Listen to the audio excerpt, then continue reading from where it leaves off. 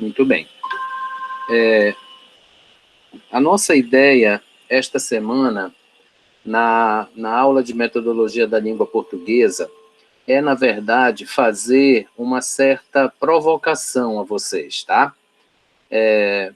Um dos grandes debates que existem hoje dentro das unidades de educação, né, é com relação à escola pública e à escola privada, né? Esse contraste entre a escola pública e a escola privada. E a grande maioria das pessoas costuma estigmatizar a escola pública, né? Dizer que a escola pública não tem recurso, que a escola pública não tem estrutura, e, enfim, é um debate que se arrasta aí por muitos e muitos anos. E quando a gente pensa em práticas de letramento, em ações de letramento, né, especialmente de leitura e escrita, como práticas sociais, esse contexto, né, da existência e da função da escola pública, ele se torna cada vez mais importante. Eu não sei se vocês acompanharam hoje na televisão, né, que houve uma incursão, né, uma ação policial na favela do Jacarezinho, no Rio de Janeiro. E que nesta ação, ou desta ação, resultaram 25 mortos e 5 feridos. Então, as favelas são um exemplo de ambiente onde a violência impera, né? Então, elas são consideradas zonas vermelhas, por causa do alto índice de violência ou periculosidade, né? Nós também temos essas zonas aqui na nossa região, tá? Então, nessas áreas, para alguns estudiosos, né, especialmente sociólogos e antropólogos, e também por professores, né, a única chance, certo, de produzir algum tipo de efeito ou de boa noite, Rose, de redução, de mitigação desse contexto é através da escola. E é através dessas práticas de leitura, de escrita, como práticas sociais, ou seja, das ações ou dos projetos de letramento. Então, para nós, como nós estamos discutindo isso, né, como nós estamos conversando sobre isso, eu resolvi essa semana, então, fazer essa provocação para ver qual é o pensamento de vocês em relação a isso, tá? Então, eu vou fazer aqui 4 perguntas, e aí, a cada uma delas, quem quiser se manifestar, pode fazê-lo, tá? A ideia é ouvir qual é o pensamento de vocês em relação a esses aspectos, que eu vou colocar aqui na nossa folha de hoje, tá? Então, vou mostrar aqui a folha. Olá, Adriane. Me digam se todos conseguem ver. Boa noite, eu estou vendo. Está dando para todos verem ou precisa aumentar mais? Para mim tá bom. Tá bom. Tá bom? Tá, então vamos lá. Ó. São 4 perguntas, né? E eu gostaria que vocês expressassem o ponto de vista de vocês em relação a elas, tá bom? Então, lembrem, nós estamos aqui pensando em ações de letramento, tá? Em práticas ou projetos de letramento. Especialmente aqueles voltados à leitura e à escrita como práticas sociais, tá? Então, a primeira pergunta que eu bolei é a seguinte: metodologicamente falando, a escola pública, em comparação com a escola privada, ela tem restrição ou limitação? O que é que vocês acham? Então, a escola pública, quando você compara a escola pública com a escola privada, no caso, volto a repetir, das ações de letramento, dos projetos de letramento, da leitura e da escrita como práticas sociais, que é aquilo que a gente vem conversando nas últimas semanas. A escola pública, nós poderíamos dizer que ela tem restrições ou limitações? Quem quiser se manifestar, fique à vontade.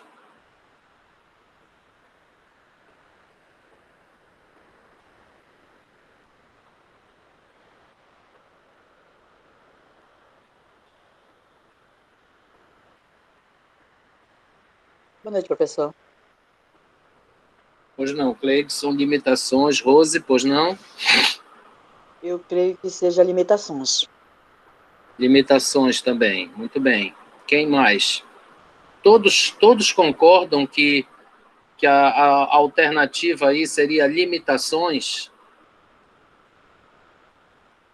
Alguém gostaria de explicar? Ok, Adriane, obrigado. Alguém gostaria de explicar qual é a diferença? Vejam. Isso. Ok, mas vejam, se você disser que a escola pública tem restrições, você está dizendo que é impossível fazer alguma ação de letramento, algum projeto de letramento, alguma prática, né, especialmente de leitura, de escrita, como prática social, pela escola pública. E não é isso que nós vemos, ou que nós temos visto, né, nos últimos anos, certo? Nós temos visto que algumas escolas públicas, em regiões bem, vamos dizer assim, bem áridas, né, de estrutura, de recursos, elas têm, sim, feito um excelente trabalho, tá? Não só na língua portuguesa, mas também em outras disciplinas. Então, elas têm aplicado os princípios que nós já vimos serem pertinentes dentro dos PCNs e das BNCC para este tipo de ação, tá? Então, o que na verdade existe são limitações, porque a escola privada tem mais recursos, normalmente tem mais estrutura, né? Consegue, vamos dizer assim, patrocínios de forma mais pronta, né? Mais imediata. Porém, por outro lado, a escola pública, ou os integrantes da escola pública, né? Sejam eles alunos, família, professores, eles têm uma resiliência muito grande, né? E eles, então, vão realmente, oi, Emily, boa noite, eles vão em busca daquilo que eles querem, porque para eles, tudo aquilo tem muito valor, tem muito peso. Então, apesar dessas limitações, tá? A escola pública, ela consegue e tem, na verdade, realizado ações muito interessantes, muito importantes, né? Tanto é que, em algumas situações, a escola pública tem recebido prêmios por essas ações, tá? Tem, vamos dizer assim, aberto portas para talentos que acabam se tornando pessoas muito famosas e importantes, seja pela música, seja pela dança, seja pela arte, né? Às vezes, dentro da escola pública, os talentos aparecem, né, de forma muito mais espontânea e rápida que na escola privada, certo? Não quer dizer que a escola privada também não faça. Ela faz, sim. Mas o nosso foco aqui é na escola pública. Por quê? Porque na tarefa de vocês dessa semana, a questão é essas áreas onde impera a violência. Então, as áreas consideradas zonas vermelhas, tá? E, normalmente, quem atua nessas áreas é o poder público. Então, as escolas que normalmente existem lá são escolas públicas, tá? Mas nós temos aí muitos projetos, certo? Que com certeza vocês já ouviram falar, nas favelas, nas zonas periféricas, tá? Projetos que visam, vamos dizer assim, de certa forma, ocupar os alunos, né? Ocupar o contexto e, ao mesmo tempo, dar a eles a oportunidade de usar a língua, né? De todas as formas que nós já conversamos aqui anteriormente, certo? Geice, você quer falar?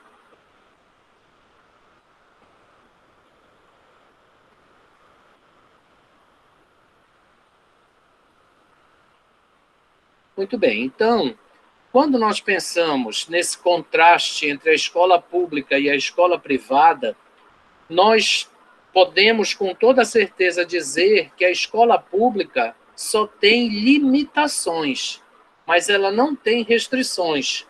Na verdade, ela pode fazer tudo o que for pensado, talvez de forma menor, né? Talvez de forma mais acanhada, vamos dizer assim, mas ela consegue fazer tudo o que ela se dispuser a fazer, tá?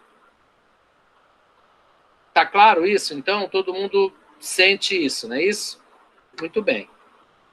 Então, a nossa segunda pergunta é a seguinte: é uma boa ideia fazer uma atividade ou um projeto de letramento, lembrando, leitura e escrita como prática social, em uma escola localizada em uma zona vermelha? Vocês acham que é uma boa ideia? Sim, Por que, Adriane?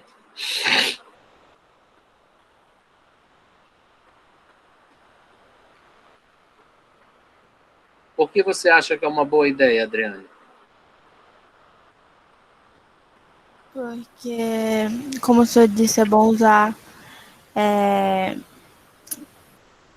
Como é que eu posso explicar? Peraí. A experiência de vida dela, né? O senso crítico do local onde ela mora. Pode adequar ao plano de aula de letramento. Então, é uma ótima ideia fazer essa atividade. Ok, obrigado, Adriane. Mais algum comentário? Mais alguém quer falar? Eu acho uma boa ideia realizar uma atividade ou um projeto dentro de uma área considerada zona vermelha. A questão dos alunos da escola pública, em que se trabalhar do letramento, a leitura, faz com que eles tenham uma visão muito mais direcionada, principalmente essa atividade inserida no dia a dia deles, faz com que eles possam desenvolver habilidades com as problemáticas que eles encontram depois dos muros da escola e poder desenvolver essas habilidades, fazer com que eles cresçam, que eles tenham visão de mundo.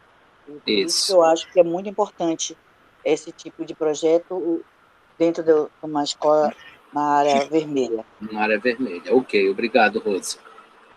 Mais alguma opinião? Mais algum comentário?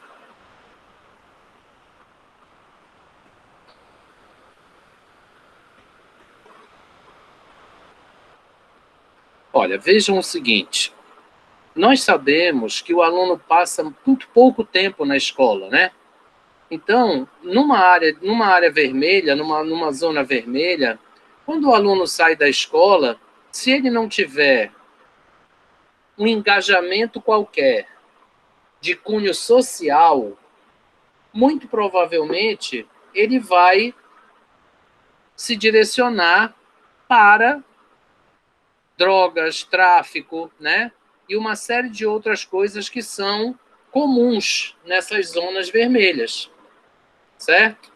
Então, se você, por exemplo,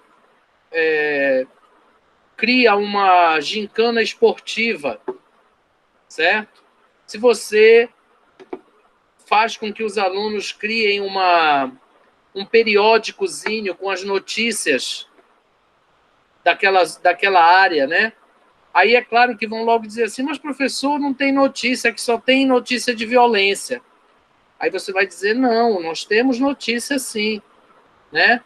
Tem uma padaria ali na esquina que abriu agora, tem a escola que está fazendo várias coisas. Então, por exemplo, se você criar um jornalzinho para falar da comunidade, isso vai ser importantíssimo, porque vai ocupar os alunos e, ao mesmo tempo, vai fazê-los ler e escrever. Se você cria na escola um mural, né? Certo? É interessante que uma vez, num desses interiores aí em que eu estava, uma professora criou um mural e ela chamou de Mural das Lamentações. O que acontecia? Os alunos daquela área, era uma área assim, bem pobre, né? Uma região muito pobre. E havia também assim alguns índices de violência bem acentuados.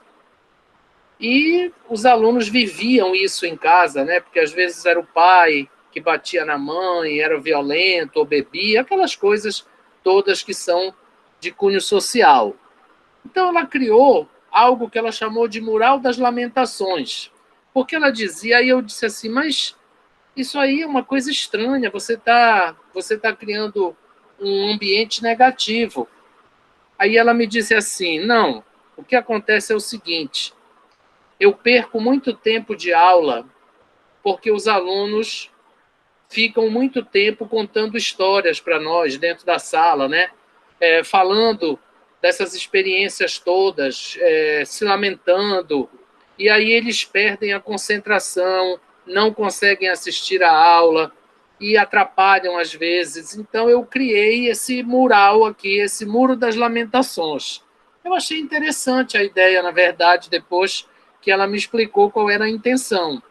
Então ali os alunos podiam ir escrever o que quisessem, né? Não precisava identificar, né? Era tudo anônimo. Então, eles chegavam lá e escreviam, se desabafavam, pregavam lá. E aí, o que acontecia? Ao final do período de aula, né, vamos dizer, se era o período matutino, ao final da manhã, a professora ia lá, recolhia todos os papéis e se dava ao trabalho de ler. Às vezes ela respondia alguns, colocava lá, né? Resposta à história de que assim, assim, assim e tal. Aí ela pregava lá no mural. Às vezes ela passava para a pedagoga da escola, né? Então, ela criou esse canal de diálogo para que os alunos pudessem, de alguma forma, desabafar, né? E, ao mesmo tempo, escrever e ler. E aquilo fez um sucesso muito grande naquela escola. E os alunos passaram a se sentir mais confortáveis para falar dos problemas, né? E não ocupar o tempo de sala com aquela situação. E, a partir daí, outras coisas foram sendo feitas, né? Para que eles pudessem permanecer na escola por mais tempo. Certo? Então, em vez de ir embora para casa meio-dia, eles às vezes ficavam lá até mais tarde, né? 2, 3 horas da tarde, fazendo outras coisas, às vezes até mesmo escrevendo os textos que eles queriam colocar lá no tal do Mural das Lamentações, ou lendo as respostas. Então, foi uma ideia que ela tirou, né, da realidade da sala de aula, porém da realidade ampliada. Então, isso é um projeto de letramento, né? Uma atividade de letramento fantástica, porque, ao mesmo tempo que os alunos liam e escreviam, eles ocupavam a mente e, ao mesmo tempo, tinham uma espécie de acompanhamento social sem sentir, né? De forma quase que involuntária, certo? Muito bem. Então, vem a próxima pergunta, né? Eu acredito que vocês todos devam responder que sim. Um projeto musical, esportivo ou envolvendo outro tipo de atividade lúdica seria uma boa ideia de letramento em uma escola pública localizada em zona vermelha? Sim, professor. Sim. Acho que ninguém acha que não. Acha? Muito bem. Eu acredito que todos vocês achem que sim, né? Que seria uma boa ideia, né? Esses projetos até existem já, né? Em alguns lugares. Porém, nós precisamos sempre ter um certo cuidado, tá? De distinguir entre o que é um projeto apenas social. Então, você criou um projeto esportivo, você criou um projeto musical, né? Por exemplo, você formou um coral ou uma banda, tá? Mas nós precisamos direcionar isso também para as habilidades linguísticas, certo? Que é o que nós queremos desenvolver. Então, nós, né, de português, vamos dizer assim, professores da língua portuguesa, nós precisamos criar metodologias que contemplem essa associação, vamos dizer, essa intertextualidade. Então, não basta apenas ter um time de basquete que treine lá na escola todo dia, ou então alguns alunos que formam um timezinho de futebol, ou uma banda, ou um projeto de capoeira, né? Nós precisamos que eles pesquisem sobre o assunto, que eles tenham um momento que não seja só o esporte ou só o treino musical, que eles tenham ali um momento onde eles possam, por exemplo, socializar as pesquisas que eles fizeram, né? Que eles possam escrever alguma coisa com relação às experiências que eles estão tendo, o sentimento que eles estão tendo naquele projeto. Então, a gente precisa criar alguma coisa que proporcione a eles essa leitura e essa escrita como prática social, certo? E aí, tudo isso vai envolver muito a criatividade do professor. Então, aí, metodologicamente falando, a atividade é uma atividade lúdica, que você vai associar uma ação lúdica com a leitura e a produção de texto.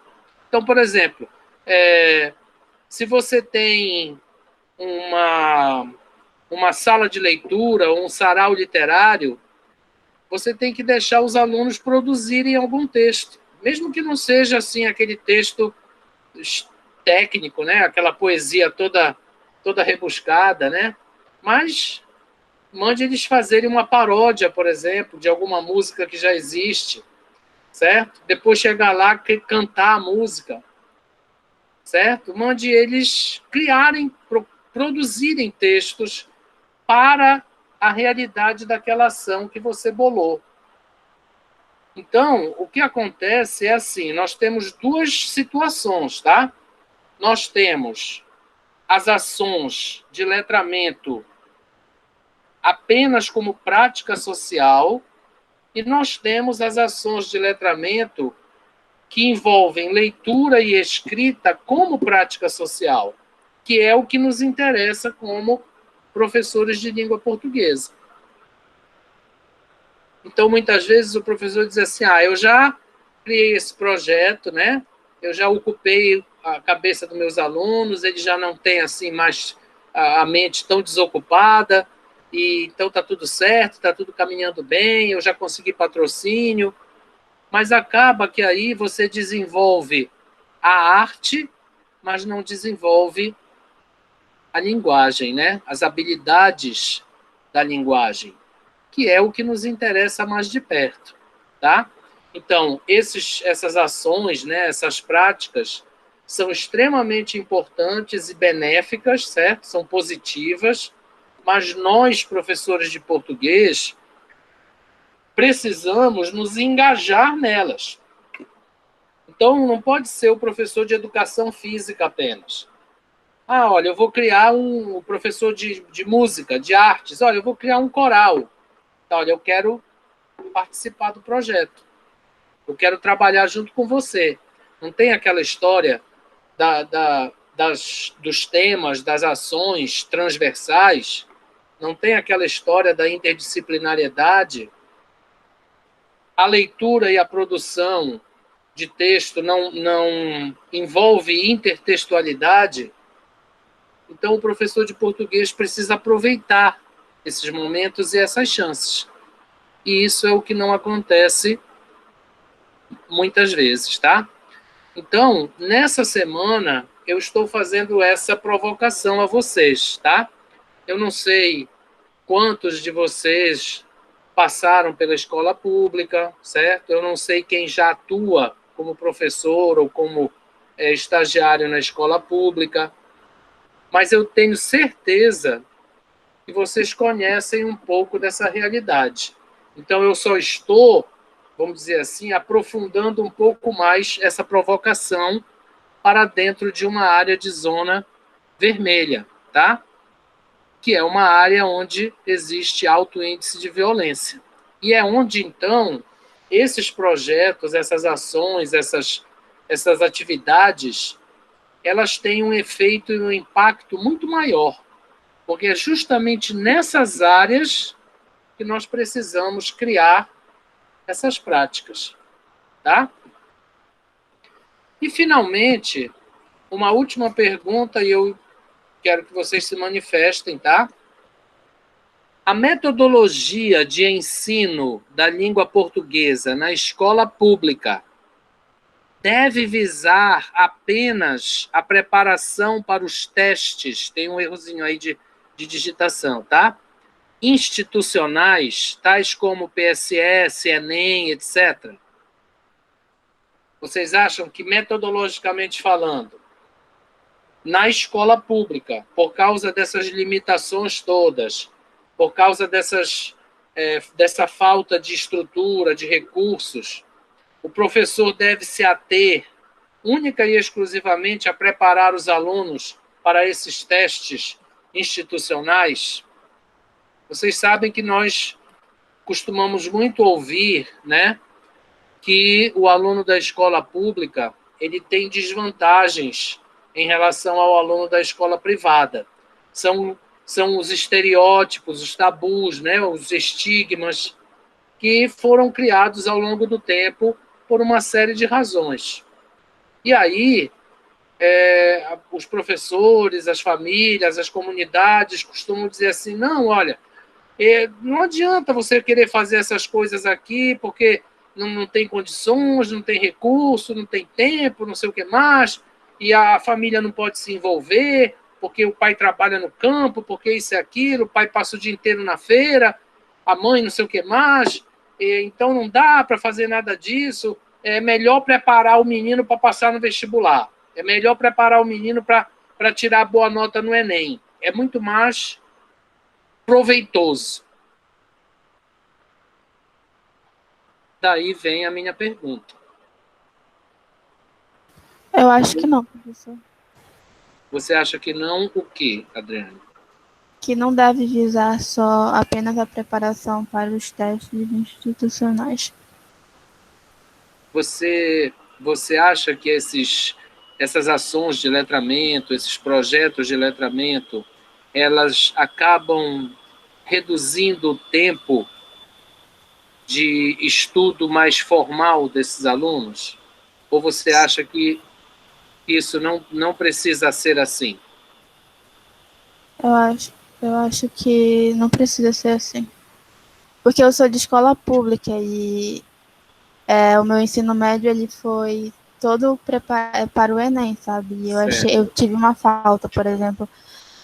Não prepararam a gente para seminários, para preparar seminários, como é que apresenta e tudo mais. não íamos para biblioteca, a sala de informática.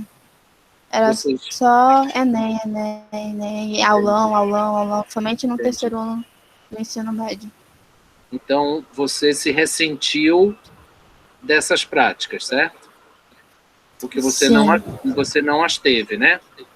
E você acha sim. que na escola onde você estudou existia condições para a realização dessas ações?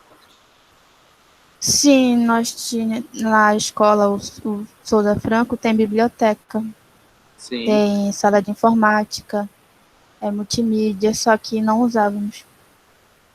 E você saberia dizer, na sua opinião, por que elas não foram realizadas, Adriana? Eu acredito deve ser pelo plano de aula, às vezes, quando um professor tentava, aí não dava. Havia muita resistência. Sim, Entendi. Muito bem, Adriana, muito obrigado. Amanda, você levantou a mão?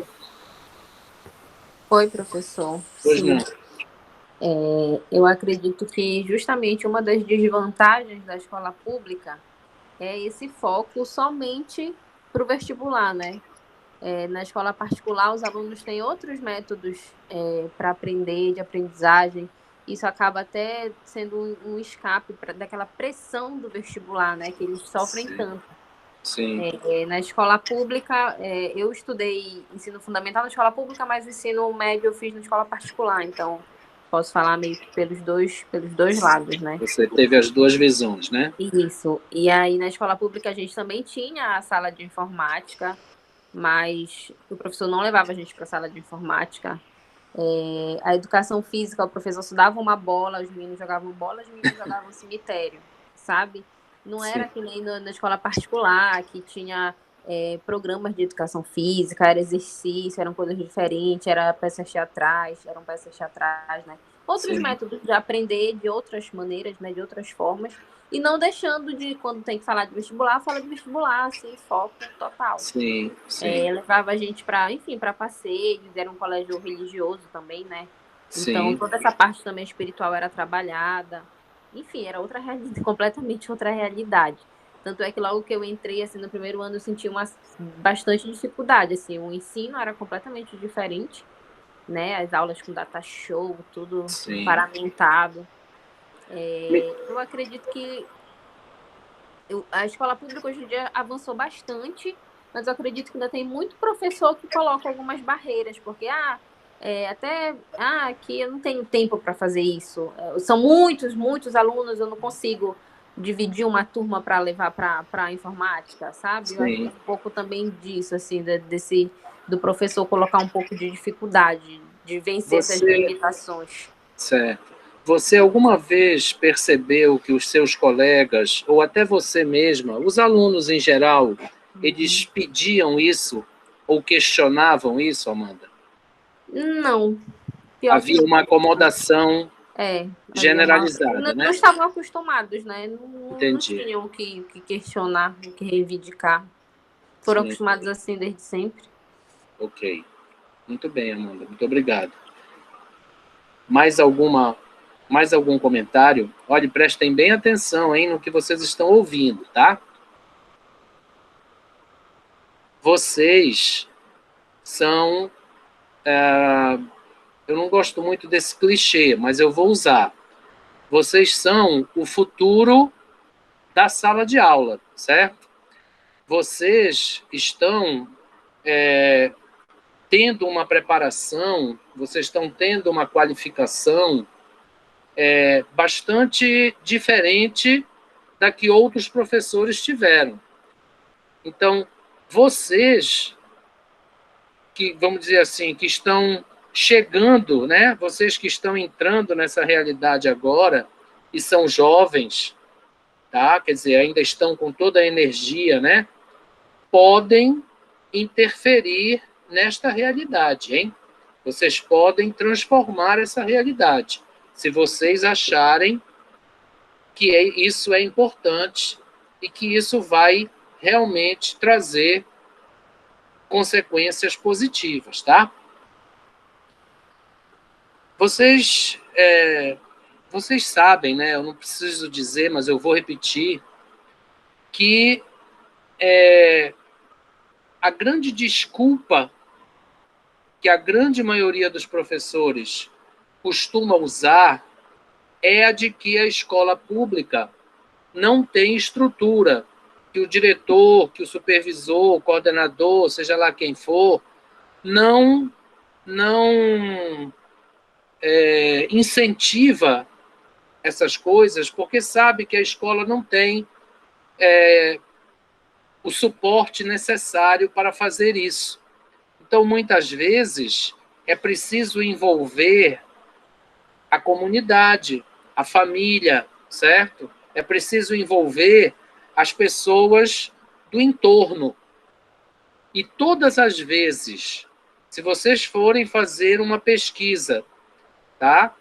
Para saber como foram criados esses projetos nessas escolas ou nessas áreas, em especial nas áreas vermelhas, né, como a gente está chamando aí, vocês vão ver que, enquanto a escola não conseguiu aglutinar a família e a comunidade dentro do projeto, dentro da prática, ela não deslanchou. Diga, Amanda. Professor, até lembrei agora de uma situação que eu tenho uma tia que ela é pedagoga. Sim. E ela já trabalhou em escola lá no Barreiro, né? No Barreiro? No Barreiro, isso. Sim. E aí, esses dias, ela estava contando pra gente que ela encontrou a mãe de um aluno, de dois ex-alunos dela, Sim. na rua. Aí a mãe veio falar com ela, né? Oi, professora, tudo bem? Não sei o quê. Aí ela disse, a senhora lembra de mim? Aí minha tia falou, ai, não consigo lembrar muito, né? Aí ela se apresentou, sua mãe... Eram gêmeos os filhos dela, então ela falou, eu sou mãe dos gêmeos e tal. Aí a tia lembrou.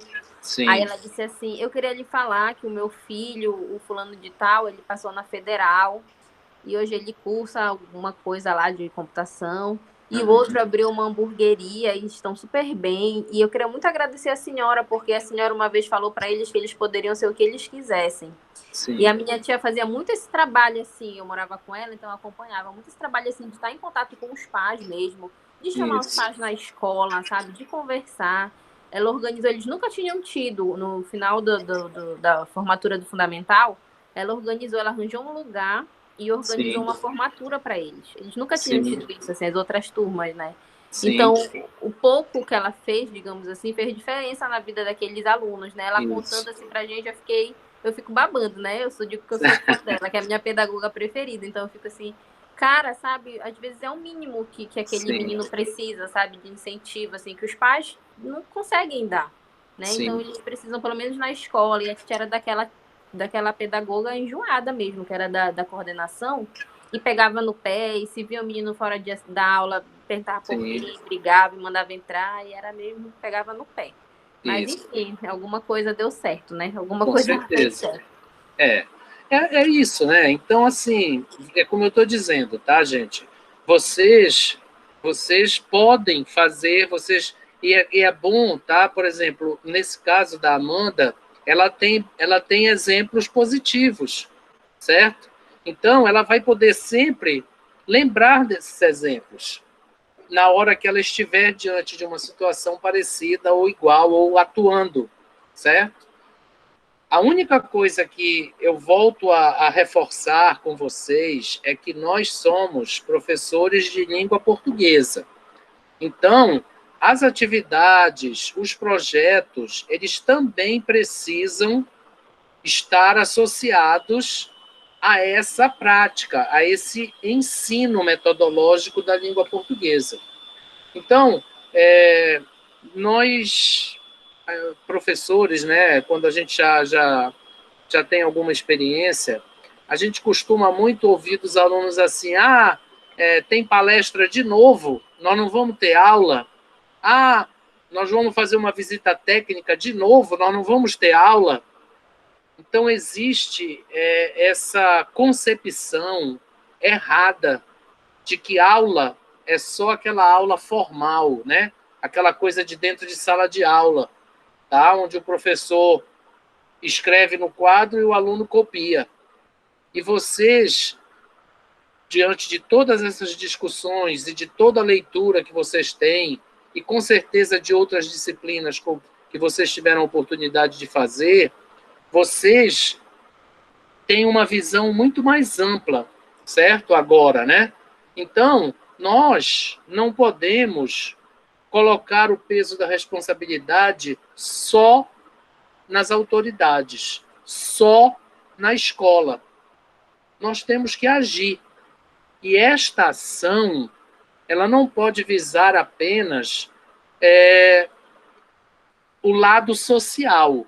Ela tem que visar o desenvolvimento da linguagem, certo? As coisas têm que andar de mãos dadas para que isso tenha algum efeito na comunidade externa. Diga, Adriane. Eu queria dizer, principalmente para escola pública, porque eu estudei a vida toda, né? E eu morei em Santa Bárbara, e lá onde eu morava só tinha uma escola de ensino fundamental. Então, era todo mundo, todas as crianças iam para lá. E eu tive muita falta de língua portuguesa, porque quando eu entrei na 5ª série, eu não tive professor. Eu passei o ano todo sem professor de língua portuguesa. Então, quando eu fui para a 6ª série, que aí eu mudei de turno, porque de tarde eram umas 6 turmas de 5ª série, então não dava professor para todo mundo. E lá, assim, a SEDUC, os professores não queriam emprego para ir para lá, porque é longe, né? Sim. Então, quando eu fui para a 6ª série, eu senti muita, muita dificuldade, porque eu não aprendi nada na 5ª série. Então, na 6ª série, eu meio que não aprendi quase nada também, porque o professor soltava e eu não entendia, ele não explicava assim. Então, já fui meio fazendo prova para passar, não para aprender. E aí, na 8ª série, eu já fui para Belém. E aí, eu vi uma grande diferença no ensino de Belém, da escola pública para o moral. Com certeza. E aí, eu fiquei meio perdida em tudo, sabe?